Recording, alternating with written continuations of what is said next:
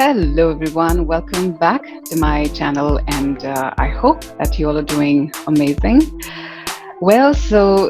Today I have a request to talk on this topic, and the topic is how to overcome depression due to malicious work environment. Very relevant topic, and it's a requested topic. And so I thought it's very, very important to talk on this. And many people are facing a lot of problems now because of the environment that they're working in, and as a result of which they are getting depressed and not being able to be productive and not performing at their peak performances. Before I even deep dive, I would like to tell you that being in a transformative space, I always will talk about things which you can control and influence, and not of the things which is beyond your control. So even when I give some inputs and solutions or tips, I would be focusing on what you can do and what is the behavior that you can adopt so that you can deal with situations like this. So, what is basically a malicious environment? It is an environment which is toxic and doesn't help people grow. And who forms such environment, by the way? It is again the people. The people as in the employees, the leaders, the culture of the organization, the pulse of the organization, how you sort of set the tone of the organization, what are the things that you value really, and what are the things that you preach, enact. And also it has to do with the psychological contract, as in the unsaid agreements between the people working in that environment. So if you find yourself working in such an environment which is toxic and is draining, the first thing that you need to do is really check if there is anybody else which is also facing such kind of thing like you, or is it only because of one particular person's behavior that is really affecting you, and then the things would be a little different.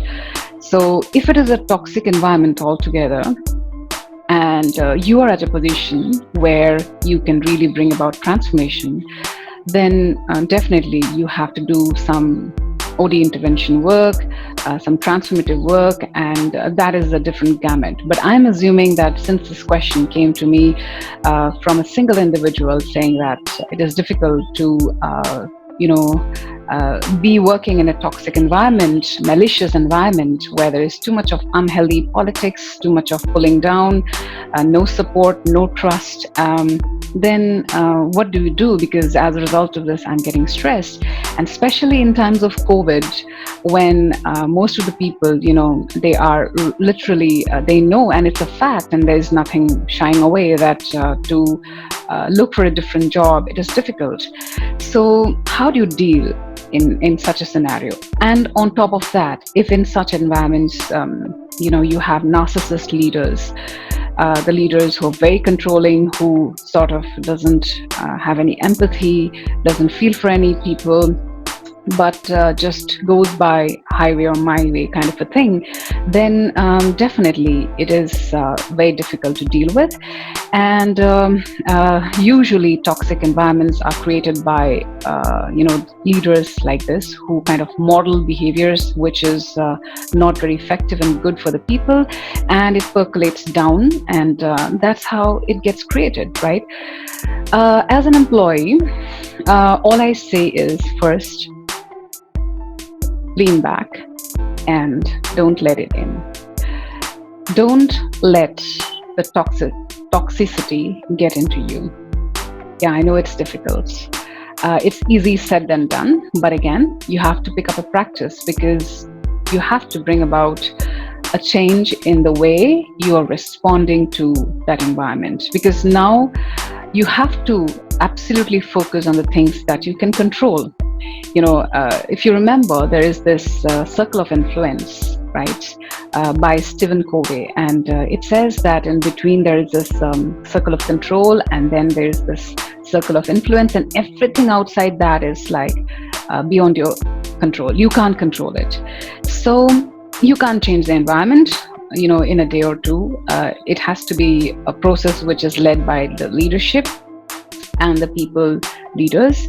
But as an employee, what you can do is you can be really, really, present to the fact that first, you're in a toxic environment and it has nothing to do with you. So, if let's say anybody tells you something or criticizes you or puts you down, the first thing that you have to remind yourself is that, you know, it is about the other person, not about you.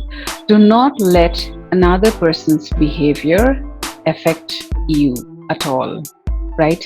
Because if you do that, then you're going to give the power to the other person to be able to control you as and when he or she desires so. So, first step is to really kind of you can literally journal as to when are the moments when you get triggered. Literally be observant and note down when are the moments or the days or the situation which really triggers you and you don't feel good about yourself and you feel provoked. First that. Second, who are those people who literally drives you crazy and triggers that in you? Keep a note of that. And then see, what is your work relationship with them? Do you have to work with them constantly? Do you have to, or is there a way out where you can minimize contact with them? Is there a way where you can kind of literally strategize where you don't have to deal with them directly but through someone? You can definitely look at those angles. And the next bit is, how do you show up whenever you get triggered by the situation, the person? What is your response? Yeah. And then when you kind of take a note of this, kind of journal it and keep a tab on it for at least a week, you will get to see some patterns and familiarities. Like there could be some areas which provokes you. There could be some people who are provocative. There could be reasons as to why they are doing that. Maybe they are too stressed out and or they don't have an answer, or it could be anything, right? I mean, we don't know that unless and until we really get to know into the depth of the thing, we can't say and conclude anything. And once you get a picture of this, when you get to know that what are the things that triggers you, that is another important thing, and it will help you to really have a control on how you respond. Okay, so once you have an idea as to, okay, this is the particular thought which triggers me, then the next phase for you starts, and that is investigating how you are interpreting whatever is happening. Let's say somebody said something. How you are interpreting that is also important, because we many a times use our own filters based on what we believe is true, and then we distort the information, generalize it, and then pick something which is very familiar to us. So this is again on another extension side of it.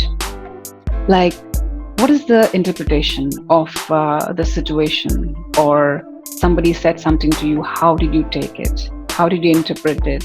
Because ultimately, you are the gardener of your mind, the thoughts that you would be putting in, you are the gardener for that. So you can absolutely put a filter on that, wherein you sieve away that story which isn't serving you and causing you the stress, and embrace that story which will really empower you and help you, right? So what if you literally ask yourself genuinely that how am I interpreting this story, and then is this really true, and do I let in the uh, behavior or the comment or opinion of the person and take the stress? Because if I take the stress, this means I am just absorbing the negativity which is around me and not sieving it, but just taking it as it is. So kind of a boundary, some sort of boundary, if you lay across whatever you're thinking and absorbing, then this is going to help you. And another thing you can practice is, because there are some people who can be very mean and say certain things to hurt you without even realizing that they're hurting. Or maybe they know it. So in that case, first thing is, if they share some negativity and you know that it's intentional, you'll get to intuitively feel it. You can say simply, "Thank you for sharing," and end the conversation there. You don't have to get into a conversation with them asking, "Why are you doing this?" Whatever. That's one thing. Second, if you feel that there's something you really want to know, then you can go for the next step, and that is, can you tell me a little better as to what you mean by that? Because when you counter question someone, sometimes what happens is people also don't intentionally say it. Sometimes because of the way they communicate, their persona, their aura, their energy, and many things which is happening inside them also talks for them. So when you ask for a clarification, then they'll also reframe it. And probably then you'll realize maybe it's not a criticism or a negative thing or not a stressful thing, but something which is for your good as well, right? And still, if you feel that no, the person is being very rude and is not a well-wisher of you, you can go for the third step, and that is, you can ask, I won't let this in, right? You can tell yourself and say that, do you want to hurt me by saying this? Because I'm getting hurt by whatever you're saying. You can be very blunt with that person and see how he or she reacts. And then the fourth step could be, I'm not going to let it in. Thank you for sharing. I'm not going to let it in. And the fifth thing for you to remember is, those people who spread negativity, always remember that there is negativity in them, and that's why they're spreading it. Had there been positive energy in them, had there been love in them, they wouldn't be spreading it, right? So most of the destructive critics are those people who need our love and affection and compassion, because they were brought up or conditioned in a way where they were criticized a lot and they adopted that behavior. So again, on a higher side, if you can look at them with compassion and sort of understand that it has nothing to do with you, but it's about them, then I think you'll be more at peace and grounded. Well, I think I just have these things coming up in my mind as of now for what you had asked for. Let me know if this was helpful, and if you think that there could be some other additions, please feel free to let me know, and I would be happy to hear from you. And if there is any other topic that you all would love me to work on, please feel free to share, comment, like, subscribe to my channel, so that it helps me to grow and gives me the energy to get going and make more videos for you all. Well, until next, take care. Bye bye. Love you all.